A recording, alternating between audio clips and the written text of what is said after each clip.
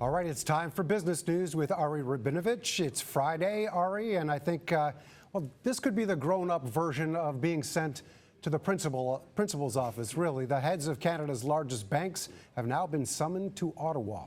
It's a very important principal's office, and I suppose a very intimidating one for this group of people, Mark. So, yes, the heads of the 5 big banks, the CEOs of BMO, Scotiabank, TD Bank, CIBC, and RBC will all be heading to Ottawa next month. And this is going to be before a House of Commons committee on the environment. It's scheduled for June 13th. The committee will question the bank's chief representatives on their impacts for the financial system, on the environment itself. The effects of climate change, of course, are growing more and more severe, and so too is the scrutiny of these banks, amongst many other financial lenders, in their lending of hundreds of billions of dollars to the fossil fuel industry. Now, they are setting their own reduction goals for emissions, but critics say that they're still not moving fast enough, Mark. It'll be interesting to see what happens as a result of all this and if it has any meaningful impact on the climate change issues. Well, from banking to music, our favorite streaming service, Spotify, is facing a federal lawsuit south of the border.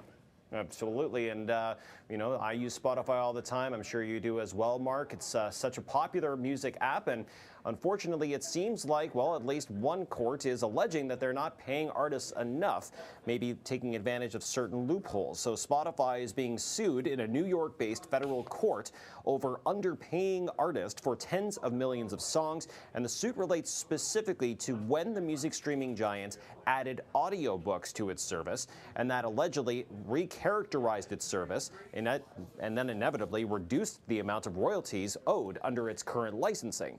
A Billboard report estimates Spotify could be on the hook for hundreds of millions of dollars, but this is definitely not going to be over quick. We'll see how this develops too, Mark.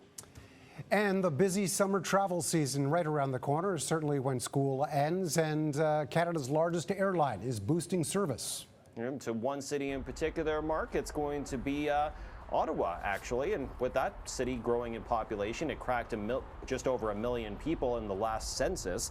Well, there's a lot more demand for travel, and Air Canada announced that it's ramping up travel in that region by 60% ahead of summer travel. So Ottawa increasing its scheduled service by that much. It will include year-round flights to Calgary and Winnipeg, also increasing capacity for Halifax and Quebec City, as well as Vancouver. And Ottawanians will also have more options for flying to leisure destinations, including Florida and Mexico, Mark. But for me, I love traveling to Ottawa in the summer anyways, so all good. Summer, winter, it's a great place to be. Ari, enjoy your long weekend. Appreciate it. You as well, Mark.